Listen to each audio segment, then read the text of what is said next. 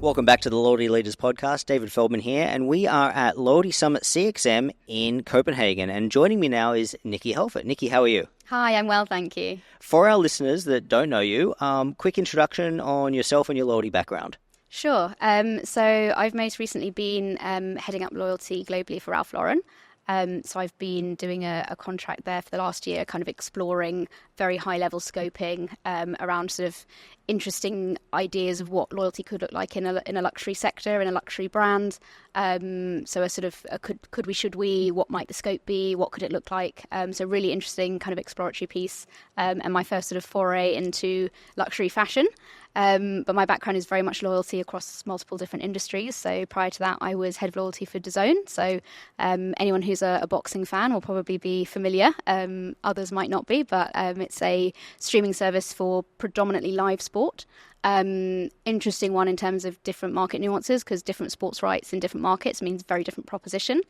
Prior to that, I was at Marks and Spencer's here in the UK. So I was looking after their credit card points program. I ran a program for Expedia for a couple of years before that. So 7 different markets across Europe, looking after the loyalty program. I've worked on membership benefits for the Automobile Association, the AA, so car breakdown.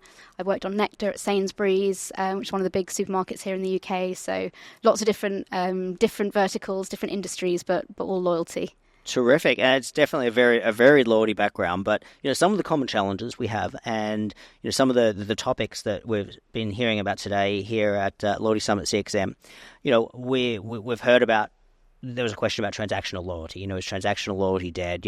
And when we think about Sainsbury's, Nectar, the whole thing is very much based in transactional loyalty. In fact, part of the appeal is how to appeal to members and customers, more often than when they engage with your brand. If you are we always use the traditional hotel and airline examples. The average customer, the average member of the public who might be a member of a travel program engages fairly infrequently.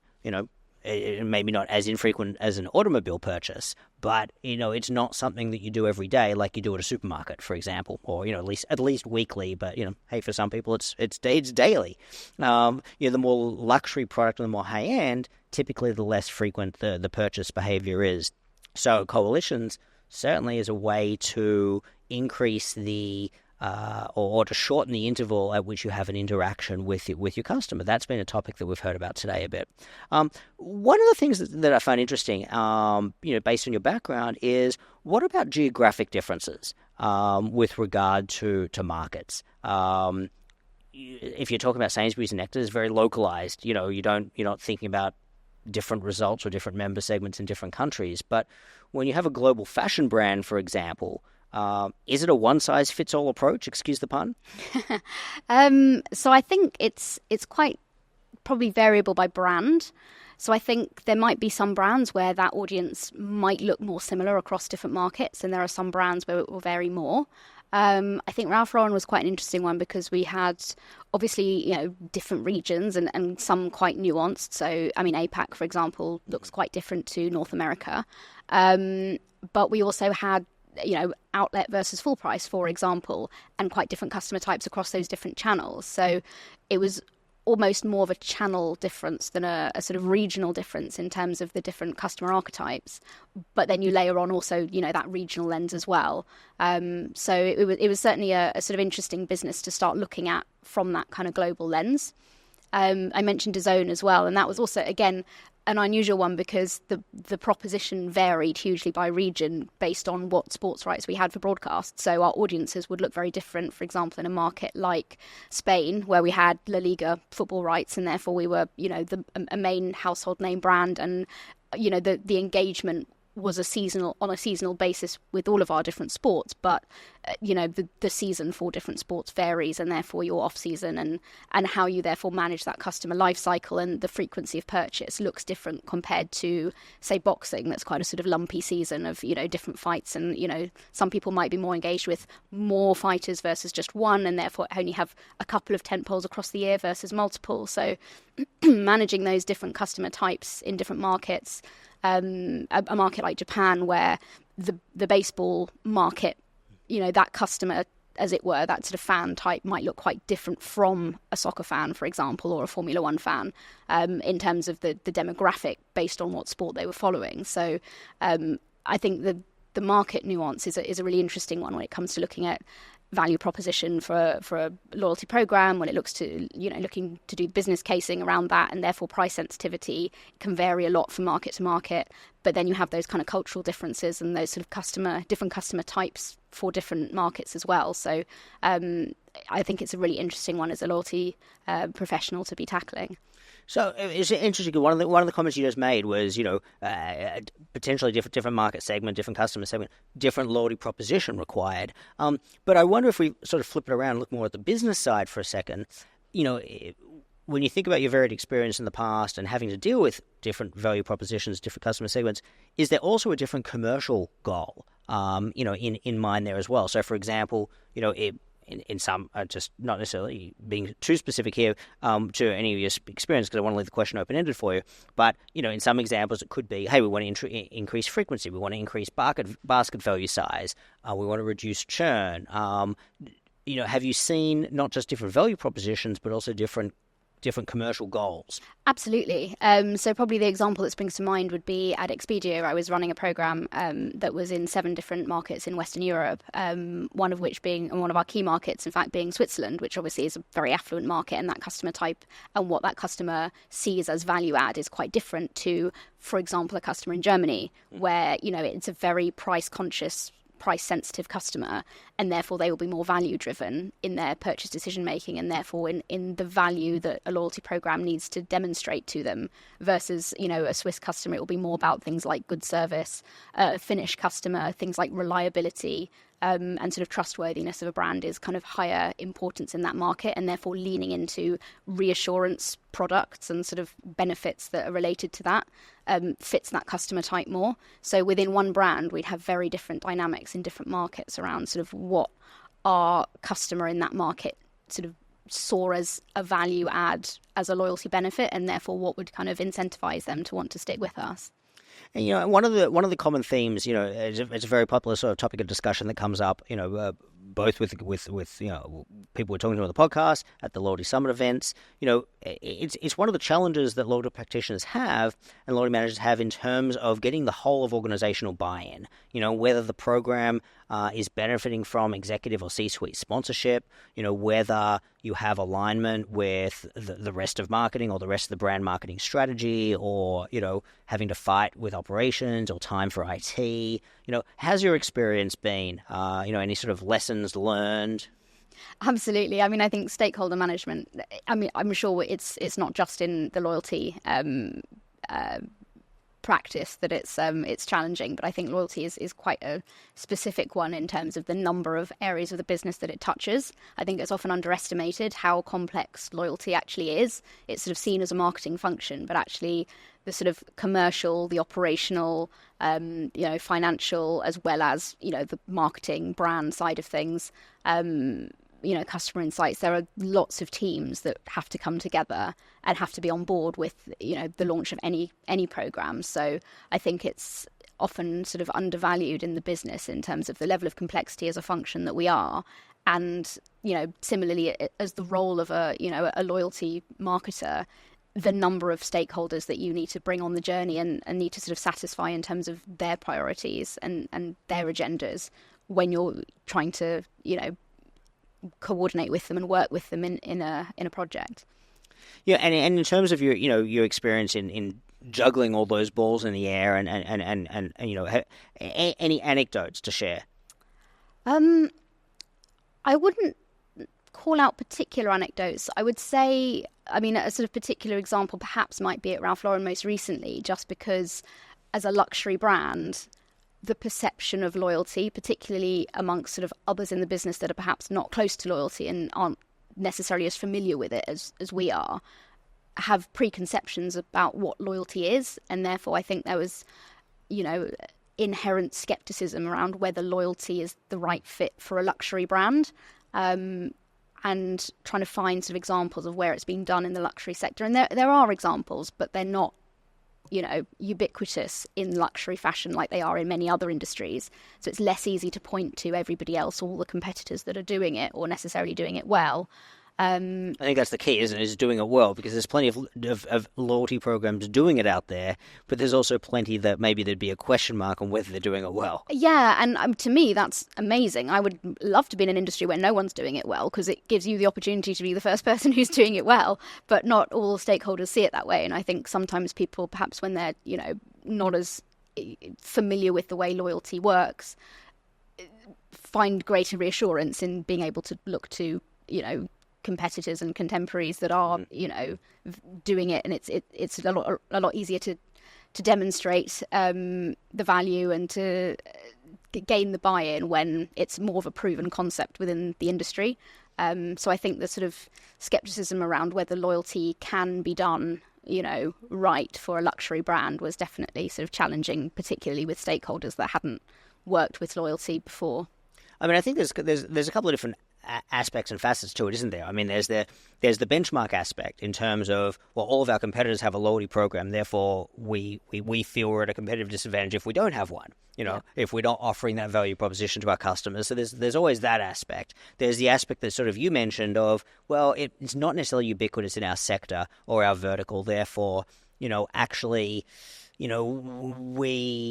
may be a bit more of a conservative brand or a risk-averse brand. We don't want to be out on the front pointy end of the stick, leading the vanguard of introducing that if we're not sure that it's necessary. Like if we don't have that dynamic where all of our competitors have one, I can certainly see some pushback in the business of, well, is it the right thing for us to do? Do we need to be doing that? Should we take more of a wait and see approach? And let's be fair about this. Not specific to your brands, but sometimes the answer is maybe you don't need a loyalty program. I've certainly had plenty of clients where my advice to them has been, tell me again why you think you need one. Like, what are you actually trying to achieve? What's the behavior you're wanting to change? If you can't articulate those answers very clearly, maybe you don't need a program. Maybe you want.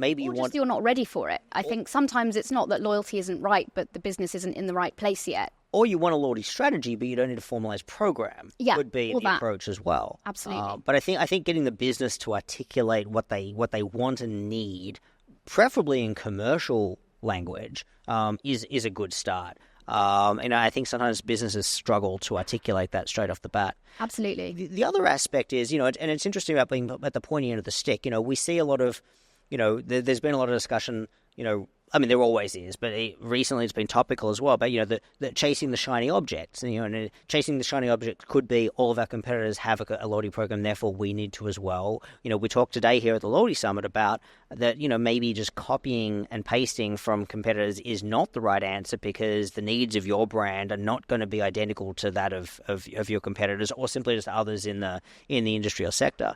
Also, your program isn't going to set you apart if it looks exactly like your competitors. So that's a really good point. That's a really good point. What's the difference in your value proposition? Absolutely. If you're simply just looking the same as everybody else. Absolutely. So that's actually a really good takeaway. I think that's a point that shouldn't be understated. But in terms of shiny objects and being distracted by shiny objects, we see a lot of that in the discussion in the industry lately. When we're talking about new technologies like Web3 and blockchain, for example, we had the whole thing with Starbucks recently. But Starbucks is just one example. Disney fired their entire department that was in charge of developing a metaverse product. We've seen Facebook pull back. We've seen a number of other big brands basically can their I use air quotes here and say Web3 projects, but do we have a little bit too much going on in the industry of chasing shiny new objects at the expense of being good at the basics of looking after customers and providing good value and removing friction from the customer experience? I mean, I think it's always good to be looking at innovation. So, it's great to be looking at other technologies and seeing if that can apply to loyalty. It's great to be trying to do something different, whether that's kind of propositional innovation or whether it's technological innovation. So I wouldn't want to sort of come across as saying that, we shouldn't be looking and exploring and stepping things on. But I think there's a balance to be struck between what practical application does this have to loyalty? What's the benefit that this brings versus, is this just a new way of doing something? Is it necessary? Are we retrofitting a solution onto a problem, or retrofitting a problem onto a solution, searching for a use case for something new that we could do? It's a sort of, just because you could doesn't mean you should. So I think there's a balance to be struck between wanting to innovate and wanting to kind of develop loyalty, in the same way as customer expectations are, keeping pace with technological innovation in other areas. I think, that expectation travels through to customers' experience with your brand, and being, very digital first, being very technologically advanced, absolutely helps. But I think it needs to deliver value as opposed to just being sort of technology for the sake of technology. And I think that there's nothing wrong with pursuing that, as long as it's customer focused. Like, what's the customer problem or the business problem that's being solved, and how does whatever it is that's being considered or being pursued, how does that solve that in a way that is more advantageous or more cost effective or more efficient than other ways of doing it? That's to me, that there's a lot of, I think there's a lot of talk in the industry, or there certainly has been, where that part of the discussion has been missing. It's like, okay, that's all great and exciting and interesting, but what's the customer problem or the business problem that's actually being addressed by this, and how does that address that in a more efficient or more beneficial way than legacy approaches? Absolutely. If it adds value, great. Whether it's to the business or to the customer, or ideally to both, if it adds value, absolutely. But I think the question to always ask is this really adding value to one or both sides of that equation before just going ahead? And I think the key point here is, even if you want to take a more exploratory approach, that's all well and good, but not at the expense of getting, of the core business, not at the expense of the core value proposition, not at the expense of the core customer experience. Absolutely. And we always joke that it's not just about that. It's also about the general customer experience across the brand.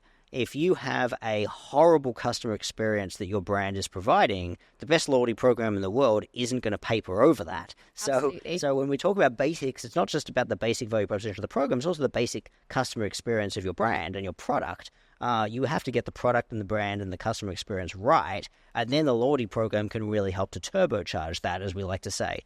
But it doesn't work that well the other way around, or the loyalty program can only band-aid over things for so long. Yeah, you can't have the tail wagging the dog. It's got to be the right way around.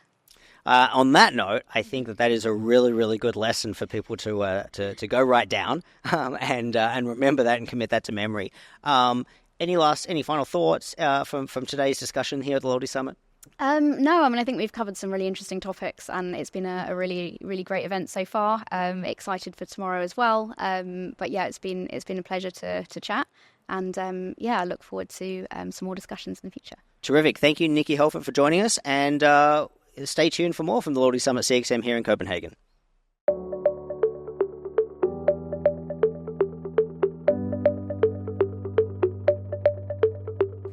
And welcome back to the Loyalty Leaders Podcast. David Feldman here, and we are at Loyalty Summit CXM here in Copenhagen, and I'm joined by Zsuzsa Kecsmar. Did I pronounce that right? Yes, it is pronounced right. Terrific. And for those that may be familiar with you, Zsuzsa is from Antavo, and has a lot to say in the industry about loyalty strategy. And for those who aren't familiar, could you maybe just introduce yourself, a little bit of background about yourself and Antavo as well? Yes, sure. And we were just discussing with David that this setup is familiar to me because I used to work in radio. For 5 years, I had my own show. So if I look at these systems that we have around us, this technology, it just makes my heart swell. It's so nice to see this technology from my past. And actually, being in radio was one of the drivers for me to start our own company, because my pain, and it was the pre-podcast era, my pain was that my work was gone in the moment it was aired. So I felt like I can't build things. I felt like it's always doing the same thing that is gone by the time it's aired. So it's one of the reasons why I co-founded Antavo.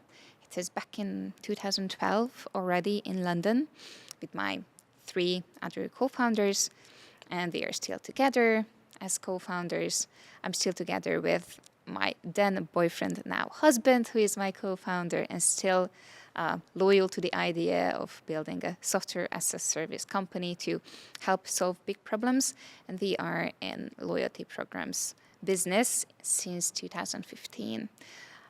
Today, Antavo is 100 people, and we have customers all over the world, like KFC or Skims, the Kim Kardashians, Skims, or Tommy Hilfiger, Scandic, Zeunda, CNA, and then many smaller and niche brands like Rip Curl that surfers may know. You're from Australia, maybe you know Rip Curl or Kathmandu, which is mountain wear. So yes, this is it. We are this tech company powering these innovative loyalty programs. And yes, you're a tech company and you have a platform that powers the programs, but you also spend a lot of time working with, advising on loyalty strategy. You put out a lot of material for loyalty managers looking to learn more, or, particularly if they're getting into the industry, looking to learn and understand loyalty strategy. There was a lot of material which you've authored, both yourself and through Antavo as well. So it's not just about the software and the technology, but it's also about, how to manage loyalty programs and the right strategy and engaging with customers. We've heard a lot today here at Loyalty Summit CXM about engagement, about promotions, about the relevance of transactional loyalty, for example. But given the breadth of the brands that you work with, and all over the world, so you have customer segments in different geographies, you're in different verticals. What are the sort of the common challenges that you're seeing now, in 2024, after doing this for many years, back from the before times and after COVID? What are the current challenges you see in the industry that are common across loyalty programs? I think one big challenge really helped the industry grow, and that was COVID. It is a giant global challenge that we all experienced all over the world. And it was this moment when companies were immediately embracing their existing customers, those who they already know, because it is really hard to get new ones. It's really hard to get walk-ins into a supermarket because the supermarket was closed. So that kind of big joint shock all over the world really drove a big digital transformation all over the world. And this is why the prosperous period after COVID, which I would think was 21, 22, it was all about starting digital transformation projects. Our company also grew from 40 people to 100 people over the course of 18 months. It is really fun and terrifying at the same time, but also it is a lot of movement and new businesses being onboarded. The second part of 23 was not amazing, second part of 22, and then 23 was not amazing because there was this more global, especially in Europe, kind of downturn, a bit of recession. People got more still, not wanting to invest that much in new things.